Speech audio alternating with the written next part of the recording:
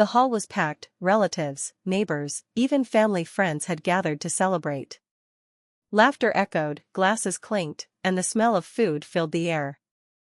I stood quietly in the corner, hoping to stay unnoticed. But that hope shattered in an instant.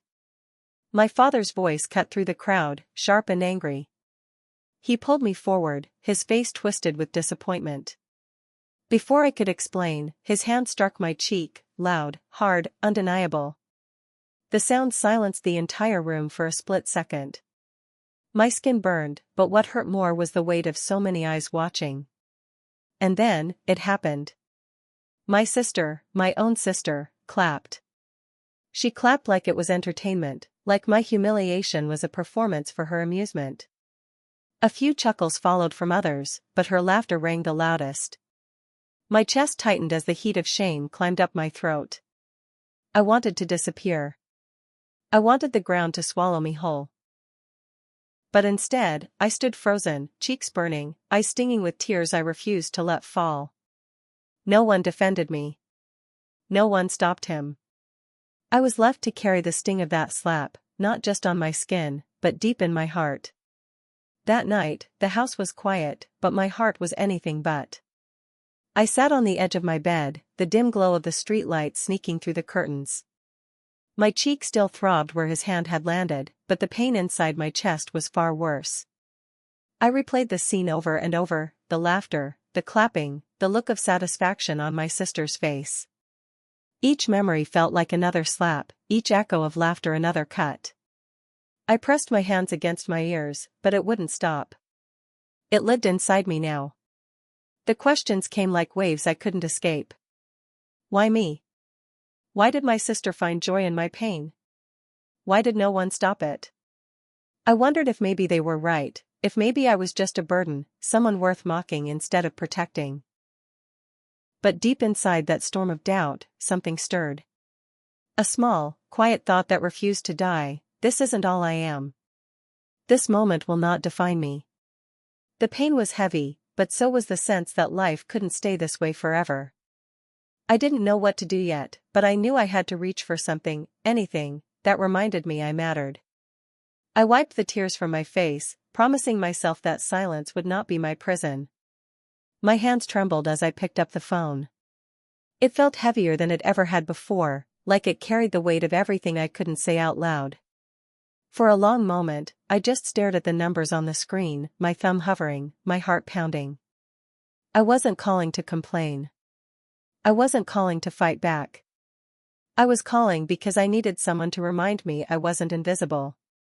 That I wasn't worthless. Finally, I pressed the button. The line rang once, twice, and then, "Hello?" A familiar, steady voice came through. It was my mentor, someone who had always seen potential in me when no one else did. For a moment, I couldn't speak. My throat tightened, and tears spilled before I could stop them. But they didn't rush me. They waited. Just their silence felt like safety. I don't know what to do anymore," I whispered. "Everything hurts. Even the people closest to me, they don't care." There was a pause, and then their voice came, warm and steady: "You are more than what they made you feel tonight. One moment does not decide your worth. You are stronger than this pain, you just can't see it yet." Something in me cracked open. The tears poured, but this time they weren't just from despair. They were from relief, because someone believed in me when I couldn't believe in myself. That night, with nothing but a quiet call, the first seed of hope was planted. The days that followed weren't easy, but something inside me had shifted.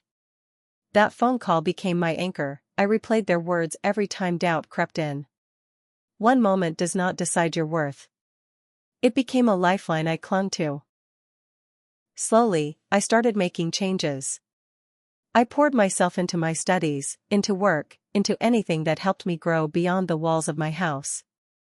I joined a local community group where kindness wasn't rare, it was natural. For the first time in a long time, I felt like I belonged. Every small victory, passing a test, finishing a project, even making someone smile, added bricks to the foundation of a new me. I realized that family isn't just the people you're born with, it's the ones who stand with you, who lift you when you fall. The memory of that slap still lingered, but instead of breaking me, it fueled me. The more they tried to make me feel small, the more determined I became to rise. I wasn't just surviving anymore, I was building a future that didn't depend on their approval. I began to see myself not as the humiliated child from that night, but as someone strong enough to walk through fire and come out unburned. Months passed. Seasons changed. And with them, so did I. The wounds of that night hadn't vanished, but they no longer controlled me. I had built something stronger inside, a quiet confidence, a sense of worth no one could take away. When another family gathering came around, I almost didn't go. The thought of walking into that same room, facing those same eyes, made my chest tighten. But this time I wasn't walking in as the same person. I wasn't the child waiting for approval or afraid of shame. I was someone who had found their voice, their place, their strength. The moment I entered, conversations paused. Faces turned. My sister's smile faltered, her clapping hands from that night now frozen at her sides. My father looked at me, expecting the same lowered eyes, the same silence. But I didn't bow my head. I stood tall, steady, calm. I didn't need revenge. I didn't need to shout. My very presence spoke louder than anything I could say, "You didn't break me."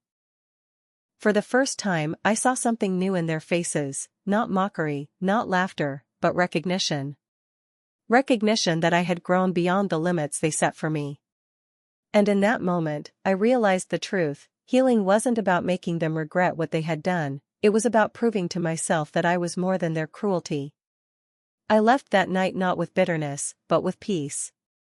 Because I had learned the most powerful lesson of all: strength doesn't come from the applause of others, it comes from the courage to stand when no one claps for you.